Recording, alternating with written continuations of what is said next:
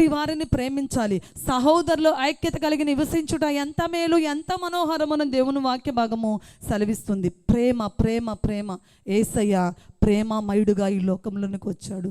నిన్ను నన్ను ఎంతో ప్రేమించారు, పాపులమైన మనల్ని ఎంతగానో ప్రేమించాడు. మనం యేసయ్యని ఆ విధంగా ప్రేమిస్తున్నామా? తోటి వారిని మనం ప్రేమిస్తున్నామా? ప్రేమించలేని పరిస్థితుల్లో మనం ఉన్నాము. అవునా కదా? చాలామంది అంటారు, ఎందుకక్క ఇంత ఖర్చు చేస్తున్నారు మీరు, ఎందుకక్క ఇంత ఖర్చు చేస్తున్నారు, ఎందుకు రోజు ఉపవాస ప్రార్థనప్పుడు ప్రేమ విందు, ఆదివారం ప్రేమ విందు, ఇన్ని ఎందుకు అంటే నా దృష్టిలో దేవుని వాక్యంలో సెలవిచ్చింది, సహోదర ప్రేమ నిలువురముగా నుండనివ్వడి, ఆతిథ్యము చేయ మరువకుడి, కొందరు దీనిని ఎరుగక ఏ దేవదూతులకు ఆతిథ్యం చేశాడని.